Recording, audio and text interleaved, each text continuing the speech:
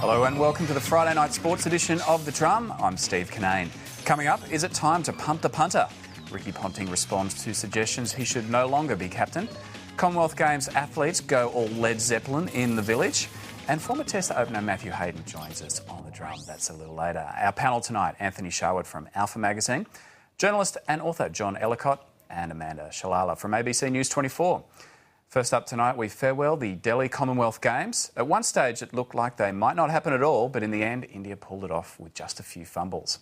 Australia ended the event way ahead on the medal tally. And last night, the baton was passed to the next host city, Glasgow.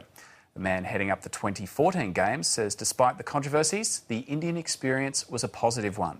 Building a brand takes a number of games, and the games that Melbourne staged were, in my view, the best ever to date. I mean, they were a truly great games. I was there, I loved it.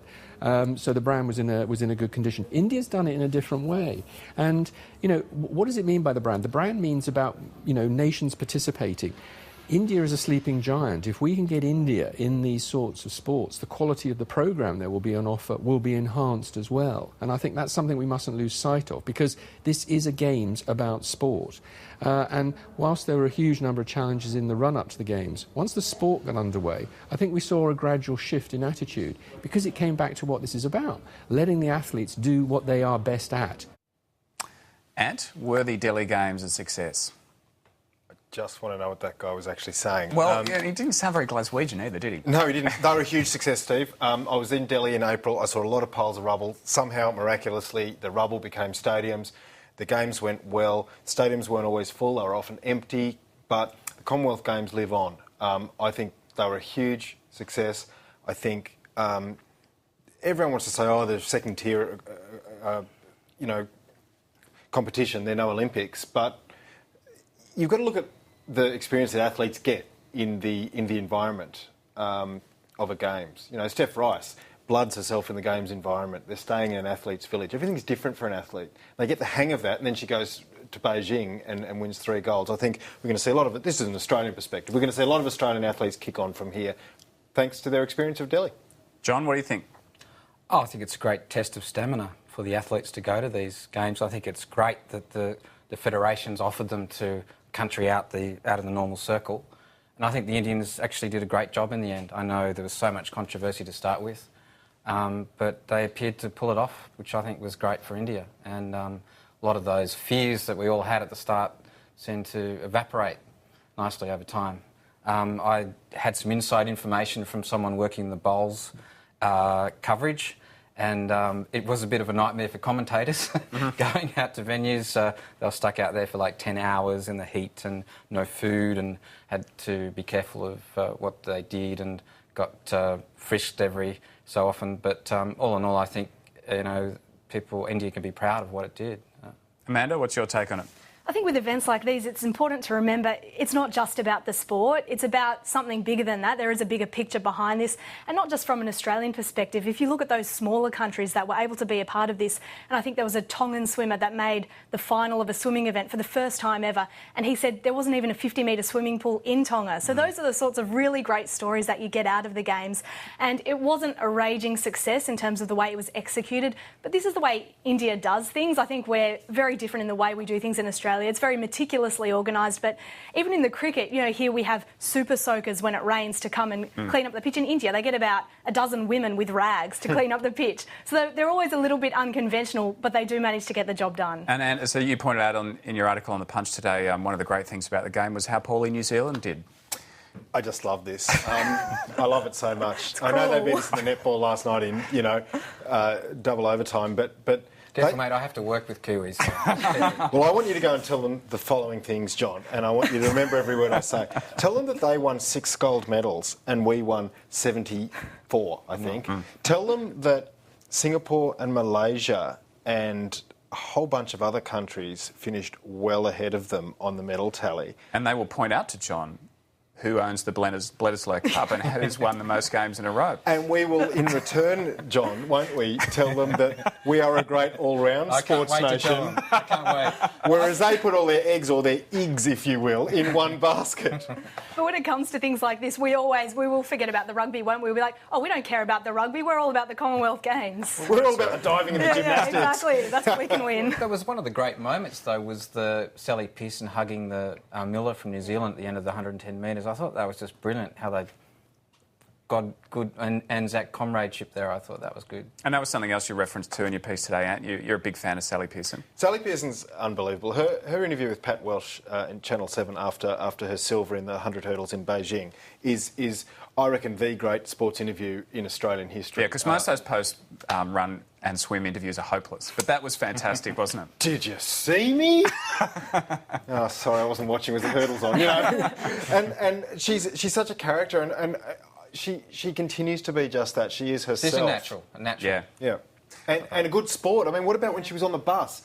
And she'd been disqualified from the 100 metres, and she bumps into the 3 English officials who've protested against her, and the protest is upheld, and she bumps onto them on the bus, and she goes up to them and she says, "No hard feelings." Oh, if that had been that me, was pretty impressive. you know, I would have... It was nice how her mother and her husband turned up. She hadn't seen her husband for 3 months because they go on the European tour, and then they were there just before the 100 metres hurdles. And I think that really helped her bring it all back together, that sort of family there, and that was sort of an important moment as well, I think. We were talking about the highlights, Amanda, that game in the netball. That was an amazing game, wasn't it? That's one of the most incredible games of any sport you could ever hope to see. And that rivalry between Australia and New Zealand in the netball is one of the best in world sport. Forget about the rugby, the cricket, anything else. There's always only a couple of goals in it every time these two teams meet. The way all those girls stood up and performed yesterday, it was so fast-paced, so skillful, and to see the likes of Maria Tutaia from New Zealand, just her dominance in the goal circle, absolutely unbelievable. She's only 23, under so much pressure, just to calmly drop goals every time. Kath Cox was a standout for Australia as well. And it went into double extra time. Double extra time. Can you believe it? It was just unbelievable to watch. Dangerously passionate. Wasn't like the AFL. Oh. No, they come back next week. They taught the AFL. You've played a bit of netball in your time, haven't you, Amanda? You know what? I haven't actually. Wow. That's why I became a sports journo, because I'm terrible at playing sport, but I'm ridiculously passionate about watching Not since Bob Hawke at that. Remember that netball test? Are you old enough to remember that netball test about 20 years ago? Well, more, when Bob Hawke was PM and he just got so excited about the netball in the stands there. Was he excited? Does no one else have this memory? Netball or something else happening on the court? Oh, well, knowing Bob, who knows? But look, can I just chip in with my highlight? Yeah. The diving. And it's a silver medal. We've won 70-odd golds, but my highlight was a silver medal. Tom Daley, the Englishman, who was bullied at school, versus Matt Mitcham, the Australian diver. And they just went dive for dive. The lead swapped about 3 times, and Mitcham's last dive was no good, unlike in Beijing, where he pulled out 110 points to pip the Chinese diver. It was just riveting. And these were 2 world-class athletes. They're the 2 best in the world at the moment. And... you know, don't tell me the Com Games is an unworthy event when it throws up evenings of entertainment like that. John, any other highlights for you? Well, obviously Jeff Hugel's great win in the butterfly. Yeah. I mean, I think that's what got everyone worked up. Just amazing for people to follow his recovery. I think someone I know very close said he'd actually lost their body weight to get back to where he was. Yeah.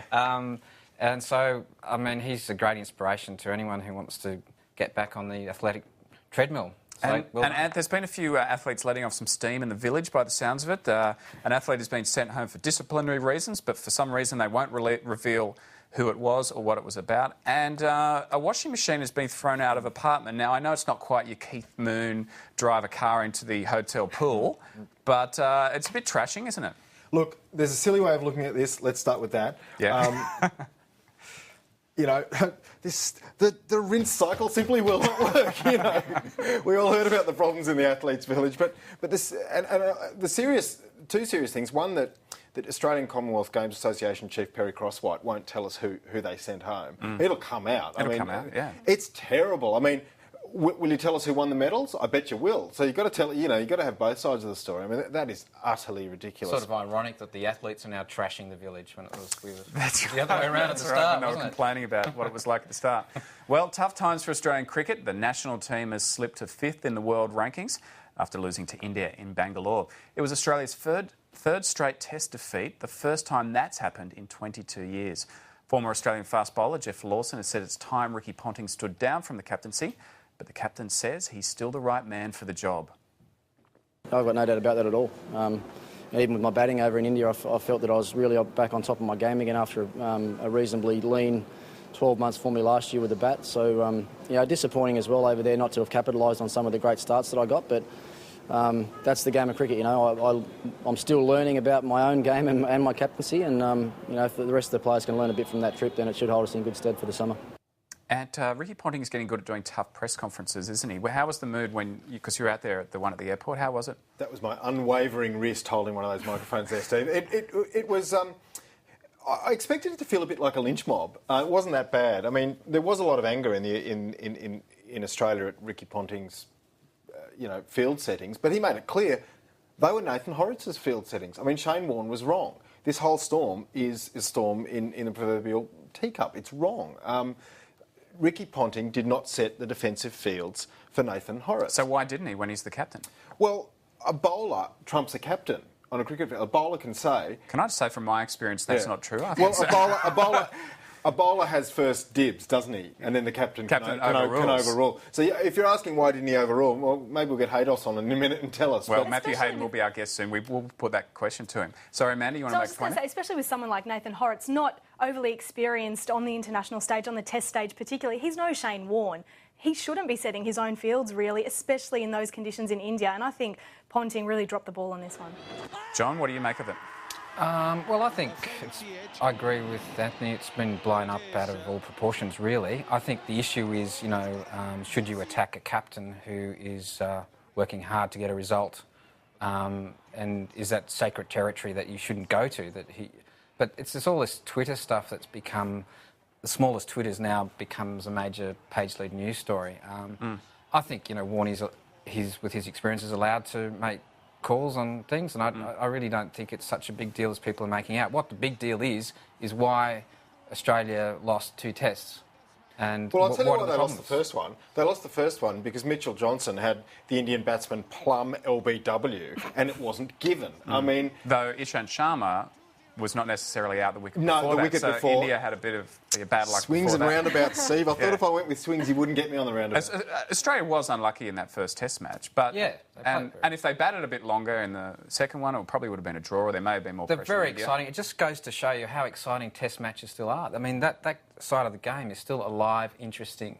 The innings of VVS Laxman to win the game was astonishing. Yeah. And that, these are things people have to watch. And Sachin Tendulkar, of course, in the second Test. So you can't, Sachin, of course. You can't blame Australia for that.